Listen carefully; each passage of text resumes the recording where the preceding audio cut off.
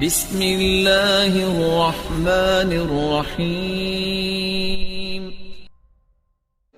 ان الذين يستكبرون عن عبادتي سيدخلون جہنم داخرین۔ محترم حاضرین، قرآن حکیم کی سورہ مومن کی آیت نمبر 60 آپ کے سامنے تلاوت کی گئی۔ اس آیت میں اللہ تعالیٰ نے دعا کرنے کا حکم دیا ہے۔ اللہ نے کہا ہے مجھ سے مانگو، اللہ نے کہا مجھ سے مانگو، مجھ سے دعا کرو۔ دعا کا مطلب ہی ہوتا ہے مانگنا، پکارنا، طلب کرنا، ڈیمانڈ کرنا۔ تو دعا جو ہے یہ ہماری بہت بڑی ضرورت ہے۔ انسان جتنا بھی پاورفل ہو جائے، دنیا کی ساری نعمتیں اس کے پاس آ جائیں، تب بھی وہ اللہ تعالیٰ کا محتاج ہے، اللہ تعالیٰ کا فقیر ہے۔ دنیا میں ہم جب کسی سے کچھ مانگتے ہیں، ایک بار ہم نے مانگا اس نے دے دیا، 2 بار مانگا دے دیا، 3 بار مانگا دے دیا، بار بار جب ہم کسی سے مانگیں گے تو وہ ناراض ہو جائے گا۔ وہ کہے گا بھائی تم نے میرا دروازہ پکڑ لیا ہے، بار بار میرے ہی پاس چلے آ رہے ہو۔ انسان ناراض ہوتا ہے مانگنے پر، اور اللہ وہ ہے جو نہ مانگنے پر ناراض ہوتا ہے۔ اس آیت کریمہ پر غور کیجیے۔ اللہ نے فرمایا وَقَالَ رَبُّكُمُ ادْعُونِي أَسْتَجِبْ لَكُمْ إِنَّ الَّذِينَ يَسْتَكْبِرُونَ عَنْ عِبَادَتِي سَيَدْخُلُونَ جَهَنَّمَ دَاخِرِينَ۔ تمہارے رب نے یہ اعلان کر دیا کہ مجھ سے دعا کرو، میں تمہاری دعا قبول کروں گا۔ اور جو لوگ دعا نہیں کرتے، اللہ نے انہیں گھمنڈی کہا ہے۔ ان الذین یستکبرون عن عبادتی، جو لوگ میری عبادت سے تکبر کرتے ہیں، جنہیں میرے سامنے ہاتھ پھیلانے میں شرم محسوس ہوتی ہے، اللہ کی بارگاہ میں دعا کرنے میں انہیں تکبر محسوس ہوتا ہے، وہ اپنے آپ کو اتنا بڑا سمجھتے ہیں کہ اللہ کے آگے وہ ہاتھ نہیں پھیلاتے۔ ان الذین یستکبرون عن عبادتی، جو میری عبادت سے تکبر کرتے ہیں، گھمنڈ کرتے ہیں، سیدخلون جہنم داخرین، وہ ذلیل ہو کر کے جہنم میں جائیں گے۔ علامہ ابن کثیر نے اس آیت کی تفسیر میں ایک شعر لکھا ہے عربی کا، اللہ یغضب ان ترکت سؤالہ، اللہ یغضب ان ترکت سؤالہ وبنی آدم حین یسأل یغضب۔ اللہ تعالیٰ سے تم نہ مانگو تو اللہ ناراض ہوتا ہے، اور آدم کے بیٹے سے تم مانگ لو تو آدم کا بیٹا ناراض ہو جاتا ہے۔ آدم کے بیٹے سے، انسان سے مانگا جائے تو وہ ناراض ہوتا ہے، اللہ سے نہ مانگا جائے تو وہ ناراض ہوتا ہے۔ قرآن مجید کا 2 پارہ کھولیے، سورہ بقرہ آیت نمبر 186۔ وَإِذَا سَأَلَكَ عِبَادِي عَنِّي فَإِنِّي قَرِيبٌ، اے میرے نبی جب آپ سے میرے بندے میرے بارے میں پوچھیں تو انہیں بتا دو کہ میں قریب ہوں۔ اپنے علم کے اعتبار سے، اپنی قدرت کے اعتبار سے میں قریب ہوں، اپنی ذات کے اعتبار سے تو وہ رحمان عرش پر ہے، لیکن اس کا علم، اس کی قدرت ہر جگہ ہے۔ کائنات کا کوئی ذرہ اس کی نظر سے، اس کے علم سے چھپا ہوا نہیں۔ میرے نبی آپ جواب دے دیجئے میں قریب ہوں۔ اجیب دعوت الداعی، میں پکارنے والے کی پکار کو سنتا ہوں، میں دعا کرنے والے کی دعا کو قبول کرتا ہوں۔ فَلْيَسْتَجِيبُوا لِي وَلْيُؤْمِنُوا بِي، شرط یہ ہے کہ تم میری بات مانو اور میرے اوپر ایمان رکھو۔ یہاں ایک غور کرنے کے قابل نقطہ یہ ہے کہ اللہ سے منوانا ہے تو اللہ کی ماننا بھی پڑے گا۔ ہم گناہوں میں ڈوبے رہیں، اللہ کی نافرمانیاں کرتے رہیں، قدم قدم پہ اللہ تعالیٰ کو ناراض کرتے، اور اس کے بعد ہم یہ شکایت کریں اللہ ہماری نہیں سنتا۔ بھئی اللہ نے تو وعدہ کیا میں سنوں گا، لیکن شرط لگائی ہے فَلْيَسْتَجِيبُوا لِي، تم میری بات بھی تو میرے بندوں مان لو، وَلْيُؤْمِنُوا بِي، اور میرے اوپر ایمان رکھو۔ آج ہماری زندگی میں دعا کہاں ہے میرے بھائی؟ کتنی بار ہم اللہ کے آگے ہاتھ پھیلاتے ہیں؟ بزنس نہ چل رہا ہو تب تو اللہ یاد آتا ہے، بزنس چل رہا ہو تو صرف کسٹمر یاد آتا ہے، صرف پیسہ یاد آتا ہے۔ بیماری ہے تو دعا کرتے ہیں اللہ شفا دیتے ہیں. صحت ہے تب تو اللہ یاد نہیں آتا. تنگ دستی آ جائے تب تو ہاتھ اٹھتے ہیں اللہ کی بارگاہ میں. خوشحالی میں ہاتھ نہیں اٹھتے. نہیں میرے بھائیوں، دعا یہ اس بات کا انتظار نہ کرے کہ جب آپ پر پریشانی آئے تب آپ اللہ کی بارگاہ میں ہاتھ اٹھائیں. اللہ کے نبیوں نے اپنی زندگی کے سب سے سنہرے دور میں اللہ کے آگے ہاتھ پھیلایا ہے. حضرت یوسف علیہ الصلوۃ والسلام ہیں، مصر کے بادشاہت کی کرسی پر بیٹھ گئے. اللہ نے وہ مقام دیا کہ 11 بھائی باپ اور ماں ان کے آگے جھکے ہوئے ہیں. جو بچپن میں انہوں نے خواب دیکھا تھا کہ 11 ستارے اور چاند اور سورج میرے آگے سجدہ کریں گے، وہ دن بھی ان کی زندگی میں آیا کہ 11 بھائی چاند اور سورج، 11 بھائی اور ماں اور باپ ان کے آگے سجدہ کر رہے ہیں. ان کی شریعت میں سجدہ تعظیمی جائز تھا، ہماری شریعت میں حرام ہے.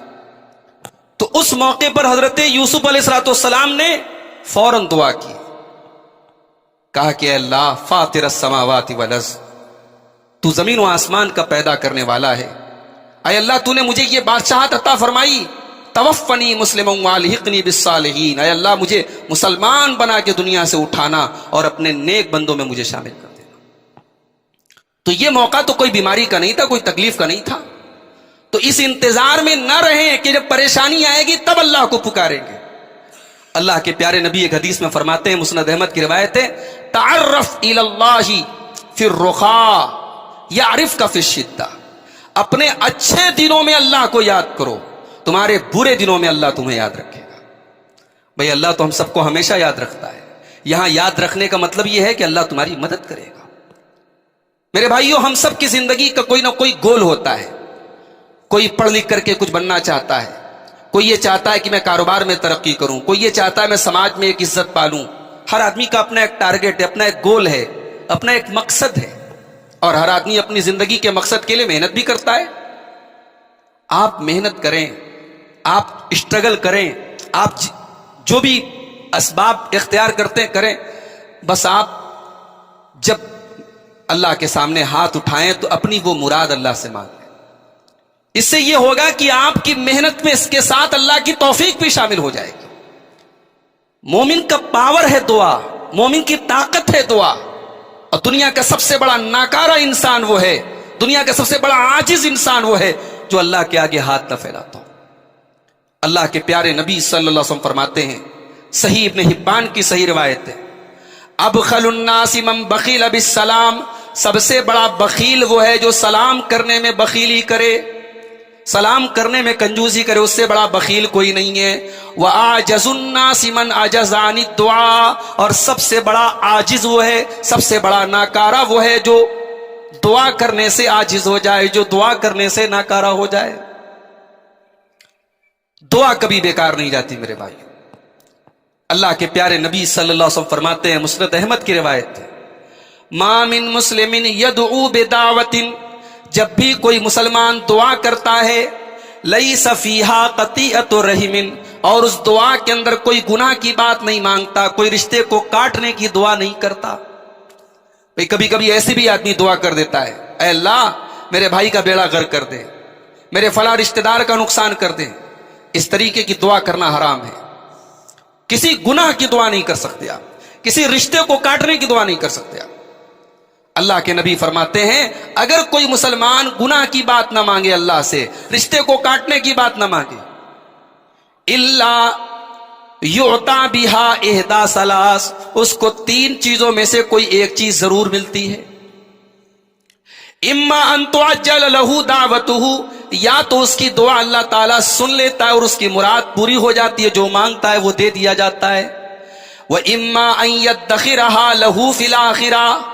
یا پھر یہ ہوتا ہے کہ اللہ تعالیٰ اس کی دعا کو آخرت کے لیے ذخیرہ بنا دیتا ہے. اس دعا کی وجہ سے اس کی نیکیوں میں اضافہ ہو جاتا ہے، اس کے نیک اعمال میں اللہ تعالیٰ اضافہ کر دیتا ہے. وَإِمَّا أَن يَصْرِفَ عَنْهُ مِنَ السُّوءِ مِثْلَهُ. اور تیسرا فائدہ دعا کا یہ ہوتا ہے کہ دعا کی وجہ سے آپ کو پہنچنے والا کوئی نقصان روک لیا جاتا ہے، کوئی پریشانی، کوئی حادثہ، کوئی مصیبت، کوئی آفت آنے والی ہوتی ہے، آپ نے اللہ سے دعا مانگی، اللہ اس مصیبت کو دور کر دیتا ہے. تو دعا کے پاور کو سمجھو میرے بھائی. قرآن کریم میں اللہ تعالیٰ نے اپنے نبیوں کا ذکر کیا ہے. قرآن کے اندر ایک سورت ہے سورہ انبیاء.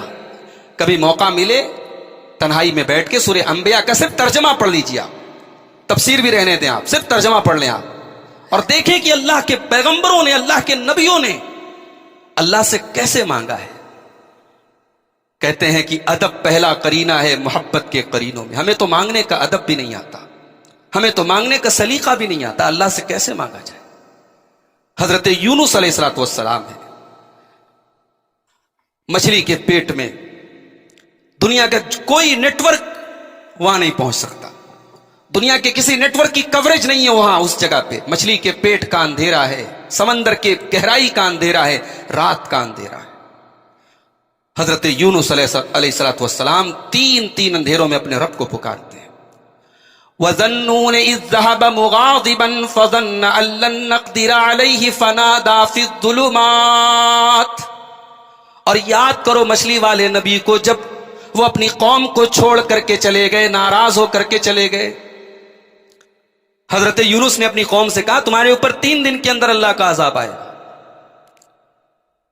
اللہ کے عذاب کی جھلکی آئی, آسمان میں بادل آئے, قوم کے لوگوں نے اکٹھا ہو کر کے اللہ سے توبہ کر لی. اللہ نے عذاب کو واپس کر دیا. اللہ کے نبی فرماتے ہیں کہ کسی قوم سے عذاب کو ٹالا نہیں گیا سوائے یونس کی قوم کے. یونس کی قوم سے عذاب کو ٹال دیا گیا.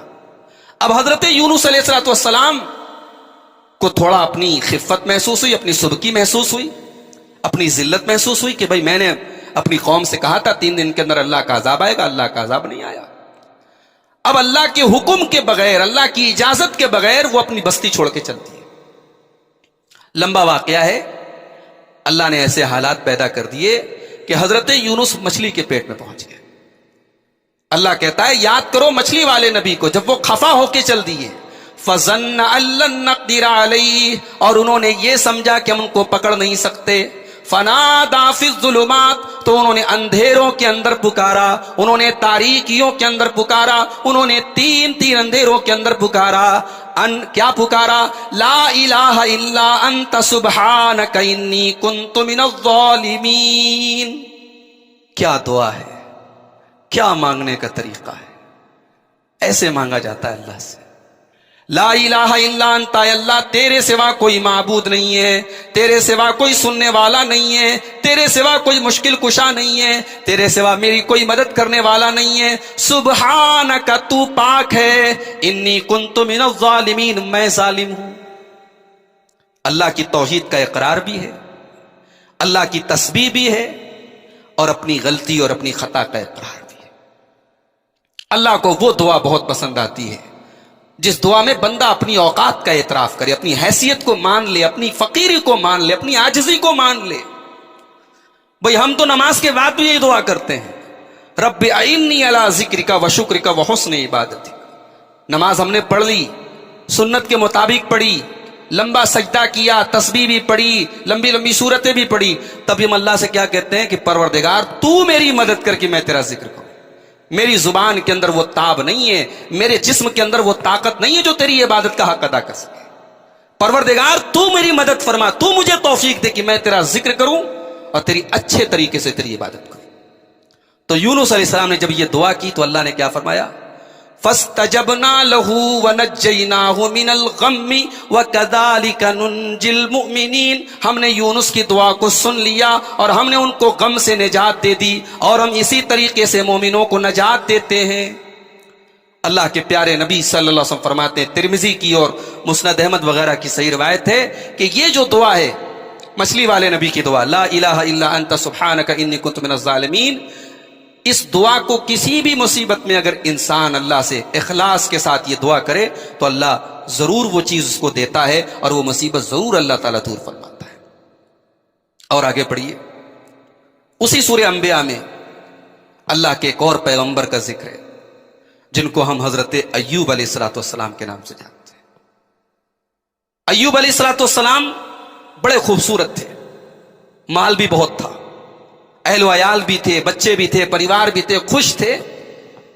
آج ہم لوگ خوشحال رہتے ہیں, ذرا سی مصیبت آ جائے تو ہمارے منہ سے جملے نکل جاتے ہیں، بھائی اللہ ہم کو کیوں اتنا آزما رہا، ہمارے اوپر ہی اتنی مصیبتیں کیوں آ رہی ہیں، ہمارے ہی بچے کیوں مر رہے ہیں، ہمارے ہی ساتھ یہ حادثے کیوں ہو رہے ہیں۔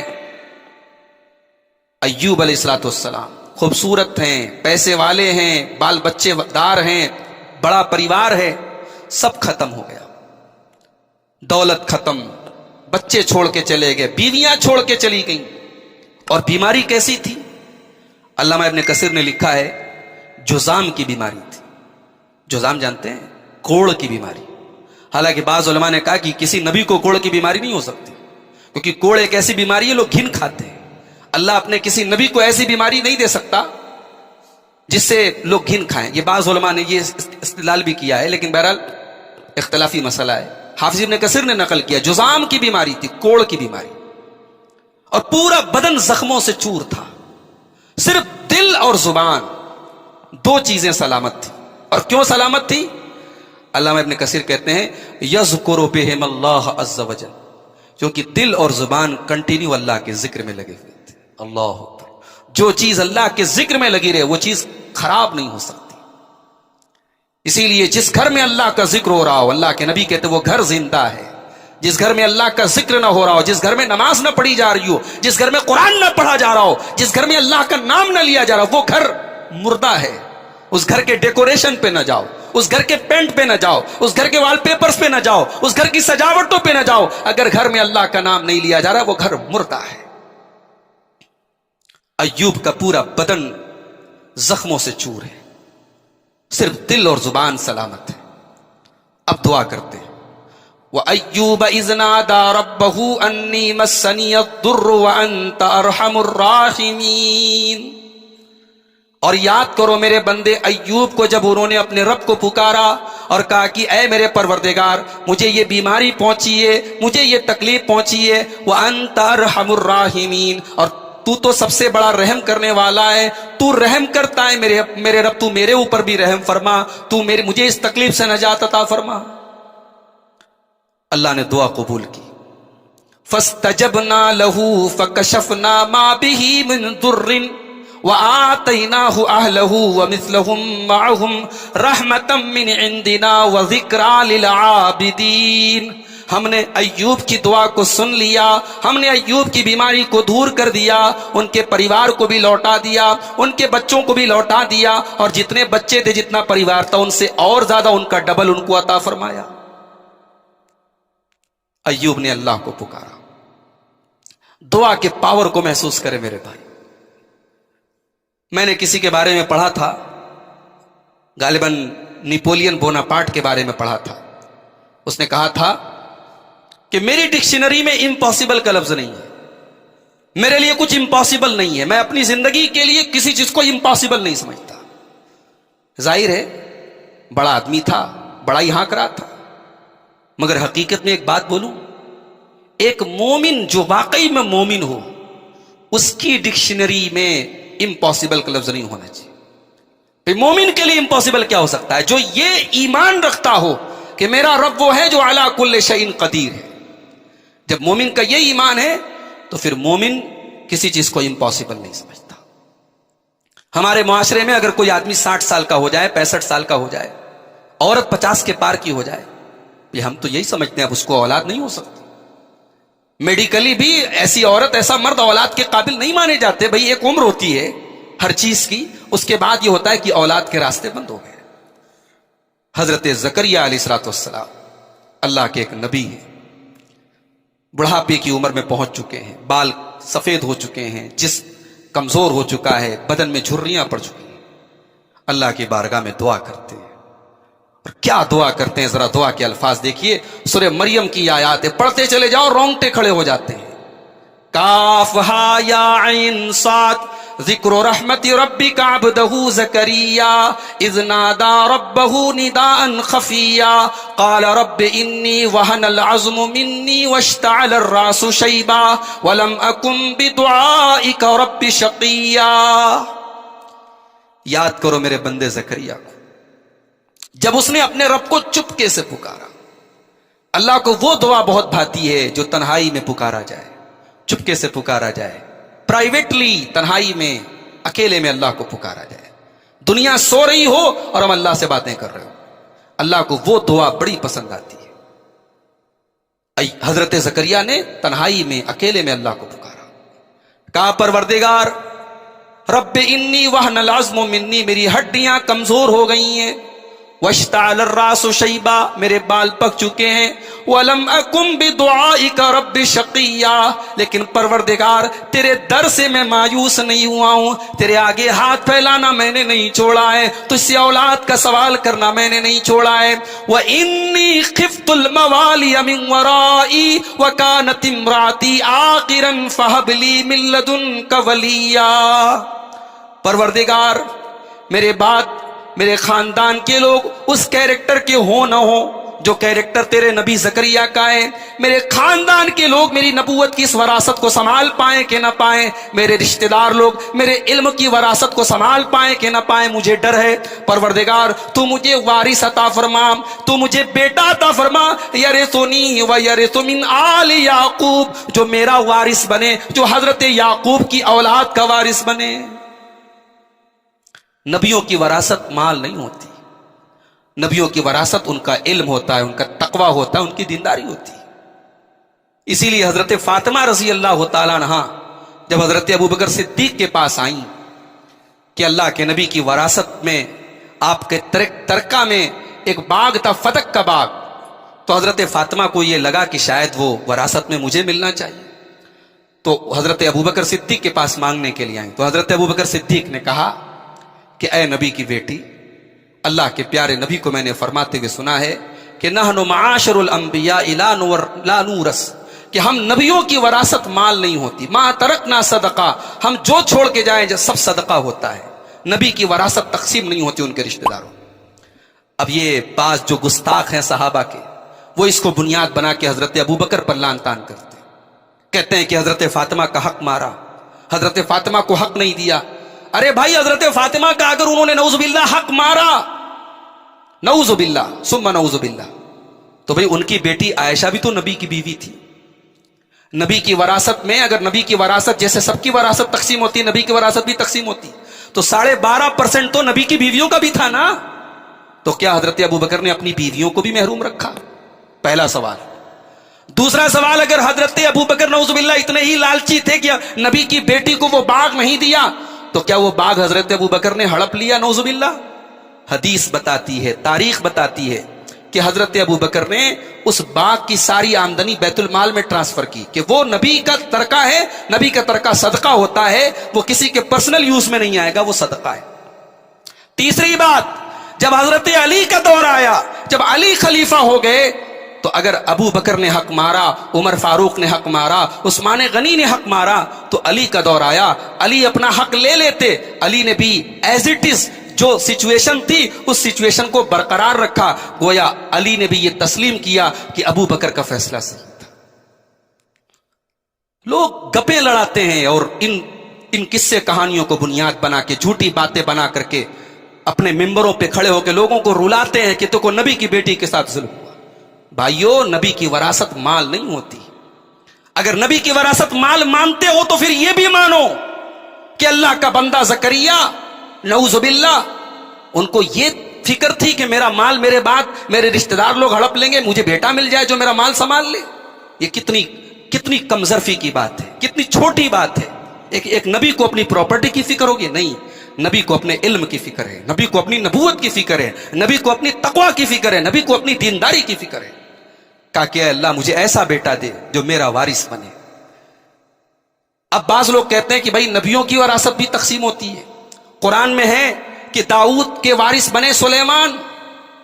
قرآن کہتا ہے وَوَرِثَ سلیمان و داؤد, سلیمان وارث بنے داؤد کے. تو قرآن کہہ رہا ہے کہ وارث بنے, اور آپ کہہ رہے ہیں نبیوں کی وراثت تقسیم نہیں ہوتی. تو بھائیو, یہاں وراثت سے مراد علم کی وراثت ہے, ورنہ داؤد کے تو بہت سارے بیٹے تھے. وراثت اگر تقسیم ہو رہی تو سارے وارث بنتے, ایک بیٹا وارث نہ بنتا. تو سمجھ رہے ہیں یہ بات؟ حضرت زکریا نے اللہ سے دعا کی, بڑھاپے میں دعا کی, اللہ نے دعا قبول کر لی. اللہ نے فرشتے کو بھیجا, فرشتہ آیا اور فرشتے نے آ کر کے بشارت سنائی, انا نبشرک بغلام اسمہ یحییٰ لم نجعل لہ من قبل سمیہ. اے زکریا, تو نے بیٹا مانگا, تجھے بیٹا مل رہا ہے، اور بیٹا بھی ایسا مل رہا ہے جس کا نام اللہ نے رکھ کے بھیجا، جس کا نام اللہ نے رکھ کے بھیجا کہ اس بیٹے کا نام یحییٰ ہوگا۔ اور اے زکریا، یہ یحییٰ اتنا یونیک نام ہے، آج تک کسی نے یہ نام نہیں رکھا۔ پتا چلا بچے کا نام یونیک رکھ سکتے ہیں، بچے کا ایسا نام جو کسی نے نہیں رکھا رکھ سکتے ہیں، لیکن میننگ صحیح ہونی چاہیے، مطلب صحیح ہے تو نام رکھ سکتے ہیں۔ ابھی ایک صاحب نے واٹس ایپ پر سوال کیا، لڑکی کا نام ہند رکھ سکتے ہیں کہ نہیں؟ لڑکی کا نام ہند رکھ سکتے ہیں کہ نہیں؟ ہند کے معنی ہندوستان، تو ان کو یہ لگا کہ بھئی ہندوستان ایک ایسا ملک ہے جہاں غیر مسلم رہتے ہیں، کافر رہتے ہیں، تو لڑکی کا نام ہند۔ میں نے کہا بھائی ہند تو بہرحال ہمارے ملک کا نام ہند ہے، مگر عربی میں ہند کا مطلب کچھ اور ہوتا ہے۔ عربی میں ہند کہتے ہیں اونٹوں کی جماعت کو، بہت سارے اونٹ ہیں ان کو ہند کہتے ہیں، اور عرب میں یہ نام رائج تھا۔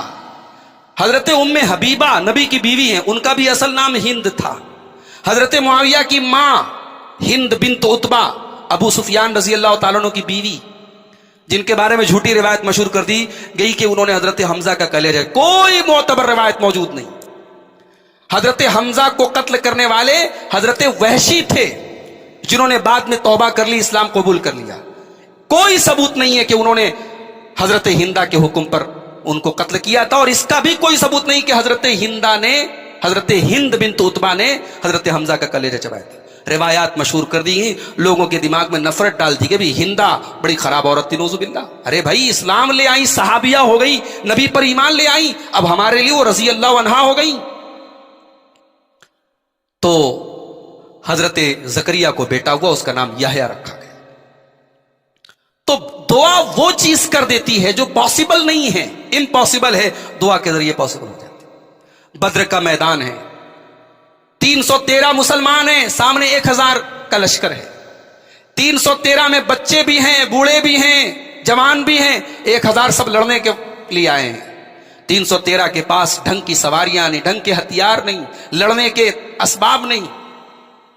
اللہ کے پیارے نبی بدر کے میدان میں اللہ کی بارگاہ میں دعا کرتے ہیں، اللہم ان تہلک ہذہ العصابۃ لا تعبد فی الارض۔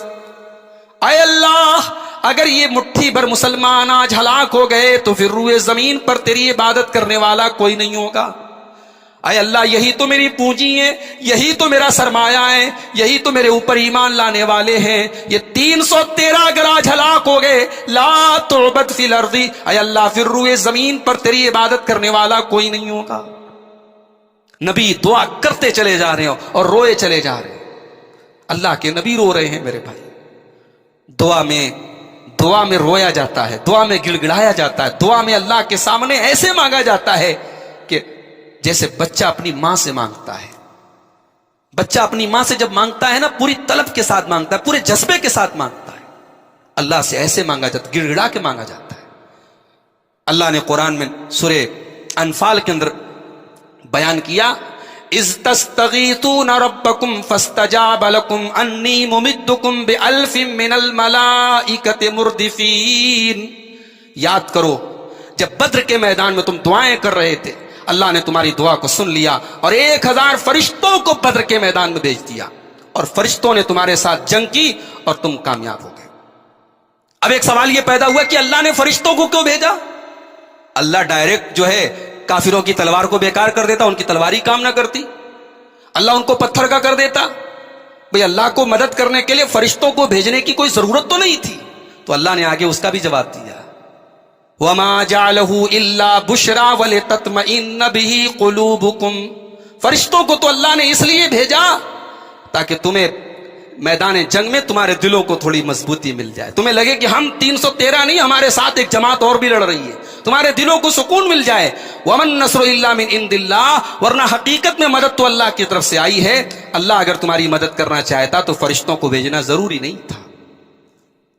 تو میرے بھائیوں، دعا وہ چیز ہے جو 313 کو 1000 پہ غالب کر سکتی ہے۔ دعا کے پاور کو محسوس کریں اور دعا کو اپنی زندگی کی عادت میں شامل کریں، دعا کو اپنی زندگی کے معمول میں شامل کریں۔ اب آئیے چند چیزیں دعا کے آداب کے تعلق سے آپ کے سامنے بیان کرتا ہوں۔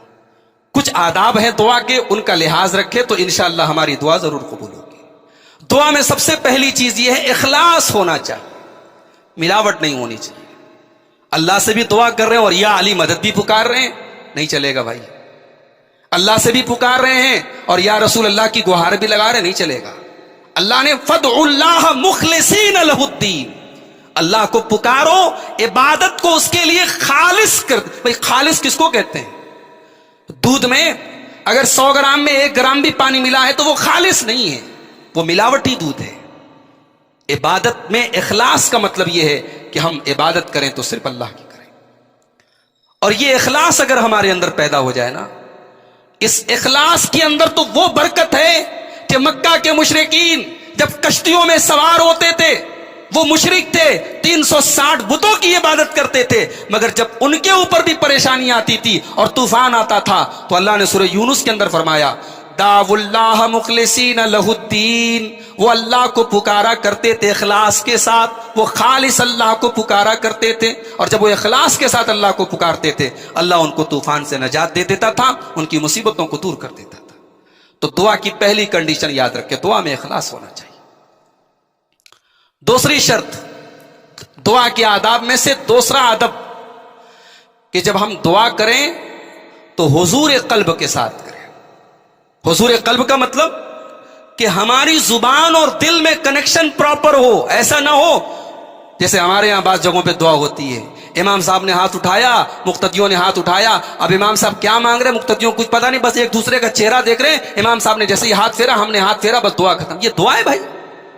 یہ تو رسم ہے جو آپ نے پوری کر لی, یہ فارمیلٹی ہے جو آپ نے پوری کر لی. دعا تو وہ ہوتی ہے کہ آپ کی زبان پہ جو چل رہا ہے آپ کا دل اس کو ریڈ کر رہا ہے, دل اور زبان کا کنیکشن پراپر ہے. اللہ کے پیارے نبی صلی اللہ علیہ وسلم فرماتے ہیں ادعوا اللہ وانتم موقنون بالاجابہ, اللہ سے دعا کرو تو اس یقین کے ساتھ کرو کہ اللہ ضرور سنے گا. اللہ سے دعا کرو تو یقین کے ساتھ کرو. فإن اللہ لا يستجیب دعاء من قلب غافل لاہن, اس لیے کہ اللہ تعالیٰ کسی غافل آدمی کے, جس کا دل غافل ہو, اس کی دعا سنتا نہیں ہے. اسی طریقے سے دعا کے آداب میں سے ایک چیز یہ بھی ہے کہ دعا کے اندر حد سے تجاوز نہ ہو. دعا کے اندر آپ کوئی ایسی چیز نہ مانگے جو آپ کو نہیں مانگنی چاہیے. اب مثال کے طور پہ ہم صحابہ کے مقام تک پہنچنے کی دعا کریں, بھئی نہیں پہنچ سکتے. نماز پڑھ پڑھ کے مر جائیں, کھپ جائیں, ہم اس مقام تک نہیں پہنچ سکتے. ہم صحابہ کے مقام تک پہنچنے کی دعا کریں, ہم نبیوں کے مقام تک پہنچنے کی دعا کریں, تو یہ دعا میں حد سے تجاوز ہے.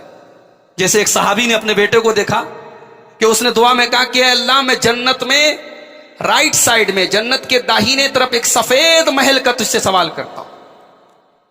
تو صحابی نے ڈانٹا اپنے بیٹے کو, کہ بھئی یہ دعا کرنے کا کیا انداز ہے کہ جنت میں رائٹ سائڈ میں میں سفید رنگ کا محل چاہتا ہوں. بھئی نبی نے جنت مانگی ہے اور جہنم سے پناہ مانگی. تو یہ جب جہنم سے آپ نے پناہ مانگ لی تو جہنم کی تمام چیزوں سے آپ نے پناہ مانگ لی, اور جب جنت مانگ لی تو جنت کی تمام نعمتیں آپ نے مانگ لی. اب الگ سے یہ دعا کرنا کہ اللہ تو جہنم سے بچا, اس کی آگ سے بچا, اس کی زنجیر سے بچا, اس کے سانپوں سے بچا, اس کے بچھوؤں سے بچا, یہ حد سے تجاوز ہے. اللہ نے فرمایا ادعوا ربکم تضرعا وخفیہ انہ لا یحب المعتدین, اپنے رب کو گڑ گڑاتے ہوئے پکارو اور چپکے چپکے پکارو, بے شک وہ حد سے تجاوز کرنے والوں کو پسند نہیں کرتا ہے. اسی طریقے سے دعا میں جلد بازی نہ کریں. اللہ کے پیارے نبی کہتے ہیں یستجاب للعبد, بندے کی دعا ضرور قبول ہوتی ہے, ما لم یستعجل, جب تک وہ جلد بازی نہ کرے. صحابہ نے پوچھا کہ اے اللہ کے رسول جلد بازی کا کیا مطلب ہے؟ آپ نے فرمایا بندہ دعا کرتا ہے اور جب یہ دیکھتا ہے کہ اس کی دعا قبول نہیں ہو رہی ہے تو تھک جاتا ہے اور دعا کرنا چھوڑ دیتا ہے. یہ نہیں ہونا چاہیے. میں نے وہ حدیث آپ کو پڑھ کے سنا دی کہ دعا ویسٹ نہیں ہوتی ہے. آپ کو یہ لگ رہا ہے کہ آپ نے اللہ سے مانگا, اللہ نے نہیں دیا, اللہ نے اس کے بدلے کچھ اور دے دیا, آپ کو پتہ بھی نہیں چلا.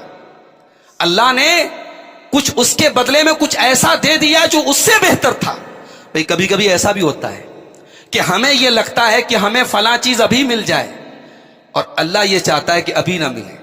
ابھی ہمارے لیے ملنا اتنا بہتر نہیں جتنا وہ بعد میں ملنا ہے. بھئی اللہ کے نبی اگر مکہ سے نہ نکالے گئے ہوتے, مکہ سے نہ نکالے گئے ہوتے, ہجرت نہ کرنا پڑا ہوتا تو اسلام کو وہ کامیابی نہ ملتی جو فتح مکہ کے موقع پر ملی.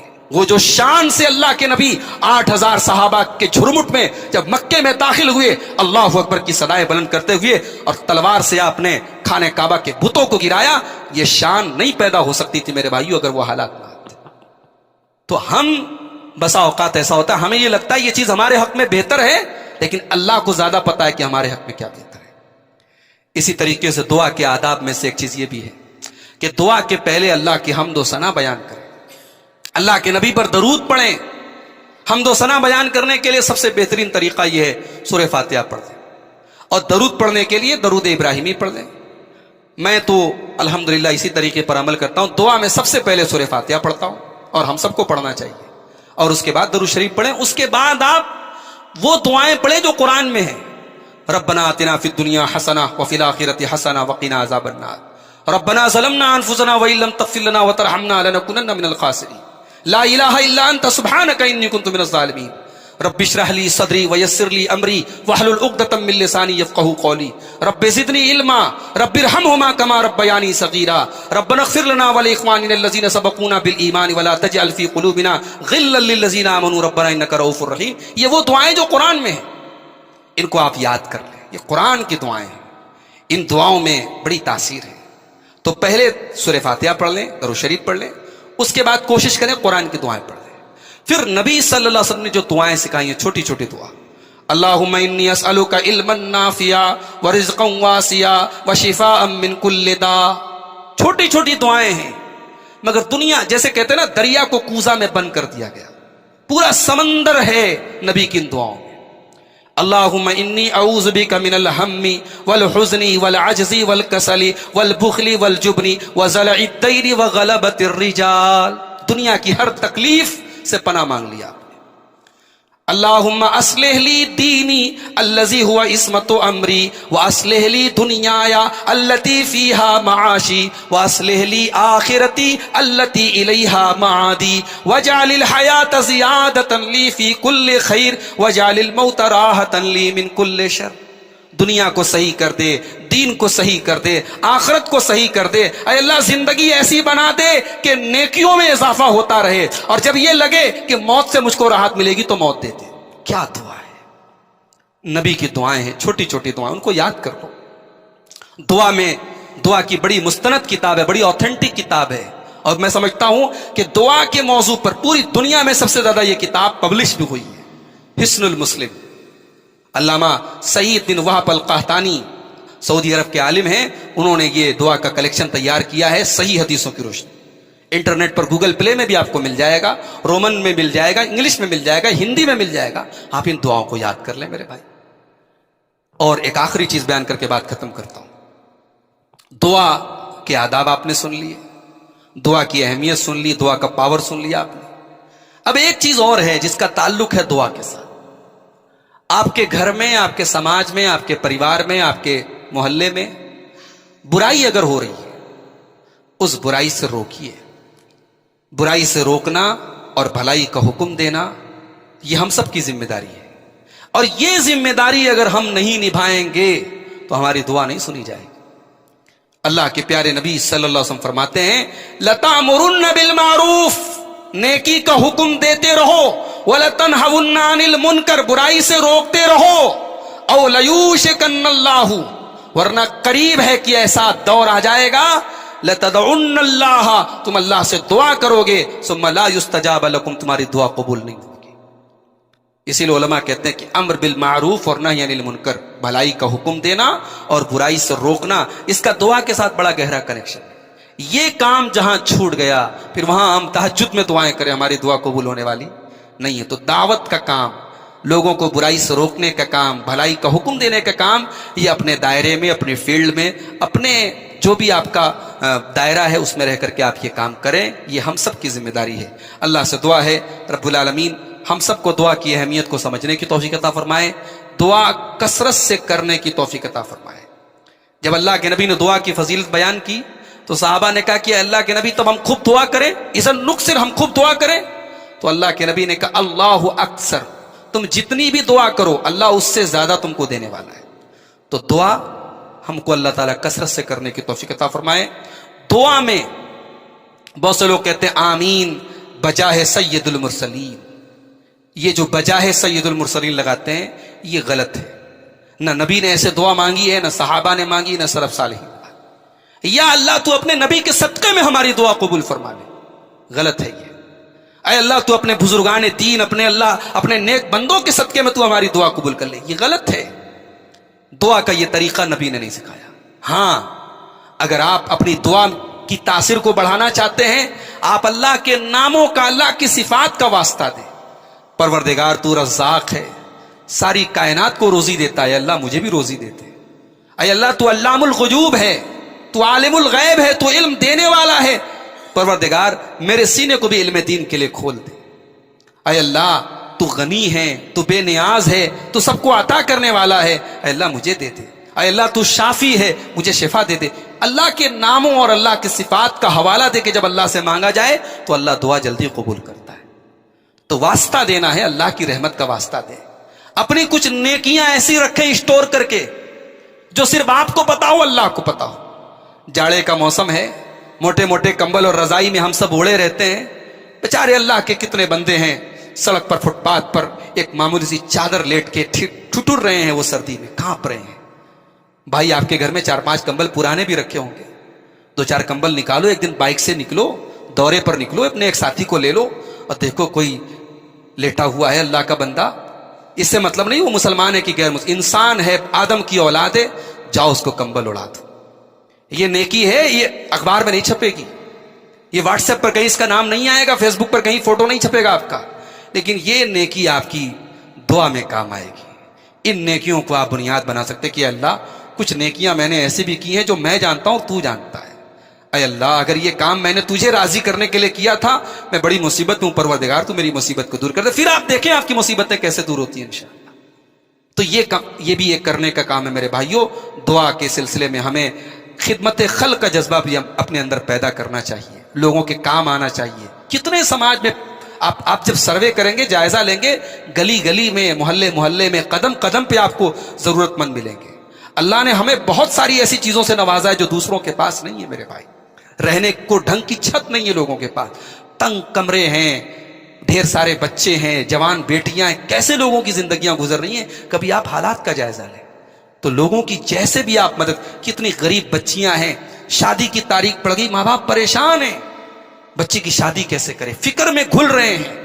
بچے جوان ہو گئے، 30 سال کے ہو گئے، ان کی شادی نہیں کر پا رہے. شادی میں بھی آپ زکوٰۃ کی رقم دے سکتے ہیں، علماء کا فتویٰ موجود ہے. شادی بھی انسان کی ضروریات میں سے، گھر مکان بھی انسان کی ضروریات میں سے ہیں. آپ زکوٰۃ کے ذریعے، صدقے کے ذریعے، خیرات کے ذریعے آپ مدد کریں اور بغیر کسی پبلسٹی کے کریں، اللہ کو راضی کرنے کے لیے کریں. اور ان نیکیوں کے ذریعے پھر آپ اللہ سے دعا مانگے، ضرور انشاءاللہ آپ کی دعا قبول ہوگی. اللہ تعالیٰ سے دعا ہے رب العالمین خدمت خلق کا جذبہ بھی ہم سب کو اپنے اندر پیدا کرنے کی توفیق عطا فرمائے. آمین. وآخر دعوانا الحمدللہ رب العالمین. والسلام علیکم ورحمۃ اللہ وبرکاتہ.